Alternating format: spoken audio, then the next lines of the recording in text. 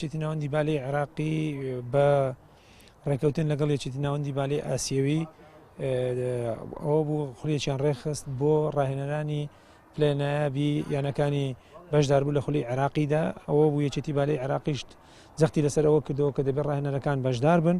ئەوەی کەوە سەرپەرشتی خولەکەیە کرد یەکێکە لە وانەبێژە نێودەوڵەتیەکان کە خەڵکی وڵاتی عۆمانە، وانەبێژێکی زۆر لێ هاتوو بەتوانا بوو و خولەکە بە شێوازێکی زۆر باش بوو، لەسەر ئاستێکی زۆر بەرز بوو. بەڕاستی خۆی زیاتر خولەکە لەسەر دوو مەهارە بوو، یەک ئەوەیشیان بریتی بوو لە بلۆک و هەروەها بەرگری یاخود بلۆک و دیفاع، بەڵام زیاتر هەوڵی ئەوەدا جار هەندێک شتی زیادەش بخاتە ناو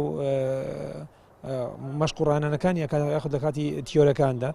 ئێوارانیش دەست دەکرا بە جێبەجێکردنی ئەو وانانەی کە لە بەیانیاندا دەوترانەوە، دانیاری زۆر ورد و باشی تێدا بوو. ئەو گۆڕانکاریە نوێیانەی کەوا لە مەشق و ڕاهێنانەکان لەسەر ئاستی جیهان بەتایبەتیش سەرپەرشتیارەکە زۆر شارەزای هەبوو لە هەموو مەدارسەکانی تۆپی بالەیە لە مەدرسەی بۆ نمونە ئاسیەوی یاخود مەدرسەی سینی، یابانی، مەدرسەی ئەڵمانی، ئەمریکیەکان و تەنیا فەڕەنسیەکان زۆربەی زۆری وڵاتان گەڕابوو. گۆڕانکاریەکان چمونی شێوازی بەڕاستی مەشق و ڕاهێنانەکاندا من چۆن تۆ یەکەی مەشق و ڕاهێنانەکە ڕۆژانەی خۆت دابەشەکەی چۆن دەست پێ ئەەکەی، شێوازەکانی خۆ ئامادەکردنی تیپەکەت چۆن ئامادە ئەەکەی بۆ ئەوەی ڕێنەکان بە ئێمە ڕادەگەیاندکەوە ئەکرێ تۆ لە کاتی مەشق و ڕاهێنانەکاندا ڕۆژانە جەخت بکەیتەوە لەسەر 2 تا 3 تەمرین زیاترنا لە یەکێ لەو مەهارانەدا. من وەکو خۆم بەڕاستی ئیستیفادەیەکی یەکجار سوودێکی یەکجار زۆرم لێبینی.